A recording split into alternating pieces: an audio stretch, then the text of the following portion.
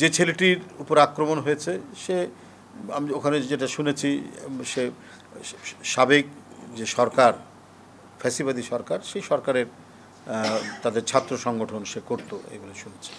কিন্তু তাকে বাসা থেকে তুলে নিয়ে আঘাত করার, এটা তো মানে বেআইনি কাজ, সন্ত্রাসী কাজ। বড়াইগ্রাম উপজেলার বনপাড়া এলাকায় একটি ঘটনা ঘটেছে।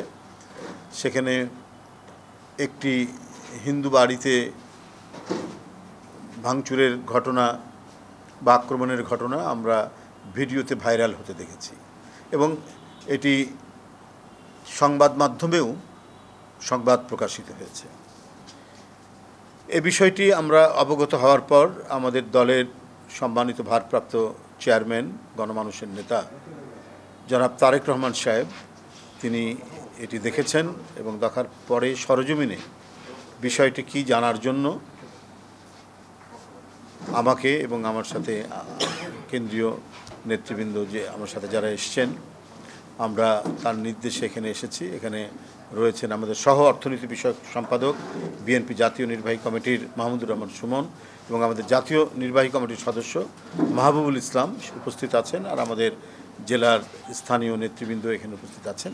আমাকে মূলত তিনি পাঠিয়েছেন ওই বড়াইগ্রাম উপজেলার দিয়ারপাড়া এই গ্রামে যে সংগঠিত ঘটনা, সেই ঘটনা কি ঘটেছে সেটি জানার জন্য। আমি বড়াইগ্রাম থানার ওসির সাথে কথা বলেছি, ওসিও আমাকে অবহিত করেছেন ঘটনাটি। আমরা সেখান থেকে জেনে তারপরে ওই দিয়ার গ্রামে সেই পরিবার, যে পরিবারের উপর আক্রমণ হয়েছে, সেই পরিবারের সদস্য যারা, বিশেষ করে মুরব্বী মানুষ, তার সাথেও কথা বলেছি। অর্থাৎ যার উপর আক্রমণ হয়েছে তার মার সাথে আমি কথা বলে এসেছি। যেহেতু এটি একটি হিন্দু পরিবার এবং এই ধরনের আক্রমণ, এটা আমাদের সমাজে দীর্ঘদিনের একত্রে বসবাসের যে জায়গা, সেটাকে আঘাত করার সুযোগ অনেকে নেবে, সুযোগ সন্ধানীরা অনেকে নেবে। এখানে এটি রাজনৈতিক বিষয় কিনা এগুলো কেউ দেখবে না। কিন্তু যেহেতু এই ধরনের একটা ঘটনা ঘটেছে, সেই হেতু ভারপ্রাপ্ত চেয়ারম্যান জনাব তারেক রহমান আমাদেরকে পাঠিয়েছেন বিষয়টা জানার জন্য। আমাদের বক্তব্য হচ্ছে দলের পক্ষ থেকে, এবং আমাদের দলের নেতা জনাব তারেক রহমান 5ই আগস্টের পর থেকে তার যে নির্দেশনা এবং নেতাকর্মীদেরকে সংহত থাকা এবং অত্যন্ত দায়িত্বশীল ভূমিকা পালন করার ক্ষেত্রে যে নির্দেশনাগুলো দিচ্ছেন, যে আদেশগুলো দিচ্ছেন, সেটির ব্যতিক্রম কিনা আমরা সেটাও দেখতে এসেছি।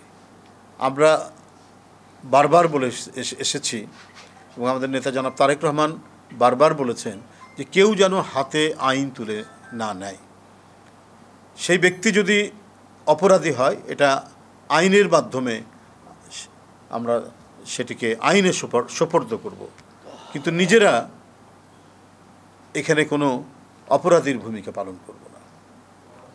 যে ছেলেটির উপর আক্রমণ হয়েছে সে, আমি ওখানে যেটা শুনেছি, সে সাবেক যে সরকার, ফ্যাসিবাদী সরকার, সেই সরকারের তাদের ছাত্র সংগঠন সে করতো, এগুলো শুনেছি। কিন্তু তাকে বাসা থেকে তুলে নিয়ে আঘাত করার, এটা তো মানে বেআইনি কাজ, সন্ত্রাসী কাজ। এটা তো হতে পারে না। আমরা তো সেই দল করি না। কারণ আপনারা দেখেছেন ইতিমধ্যে সারা বাংলাদেশে বিএনপির নামে এবং বিএনপির নামধারী বা বিএনপির কিছু কিছু নেতাকর্মীরা, তারা যে সভ্য আচরণ বৃদ্ধি এবং সাংগঠনিক শৃঙ্খলা বৃদ্ধি কাজ করেছে, এরকম প্রায় 700-800 নেতাকর্মীকে বিএনপি সহ বিএনপির যে অঙ্গ সংগঠন, যুবদল, স্বেচ্ছাসেবক দল, কি ছাত্র দল এবং আরও যে সমস্ত অঙ্গ সংগঠন আছে, সেখান থেকে বহিষ্কার করা হয়েছে, কারো পদ স্থগিত করা হয়েছে, কাউকে শোকজ করা হয়েছে, কাউকে অব্যাহতি প্রদান করা হয়েছে। এই শাস্তিমূলক ব্যবস্থাগুলো করা হয়েছে যাতে দলের কোনো নেতাকর্মী উচ্ছৃঙ্খল কোনো আচরণ করতে না পারে। আমরা জাতীয়তাবাদী রাজনীতি করি এবং আমরা বহুদলীয় গণতন্ত্রে বিশ্বাস করি। গণতন্ত্র মানেই হচ্ছে সহ অবস্থান, গণতন্ত্র মানেই হচ্ছে পরস্পরের প্রতি শুভেচ্ছাবোধ। আমরা একে অপরের সাথে দ্বিমত থাকতে পারে, কিন্তু আমাদের মত প্রকাশের স্বাধীনতা নিশ্চিত করা হচ্ছে গণতান্ত্রিক কর্মীর সবচেয়ে বড় দায়িত্ব। বিএনপি এটাতে অত্যন্ত গভীরভাবে বিশ্বাস করে। আমার সাথে আপনার দ্বিমত থাকতে পারে, মতামতের পার্থক্য থাকতে পারে, কিন্তু আপনি আপনার মত প্রকাশের যে অধিকার, সেই অধিকারকে আমি ক্ষুণ্ণ করতে পারি না, বা আমার অধিকারকে কেউ ক্ষুণ্ণ করতে পারে না।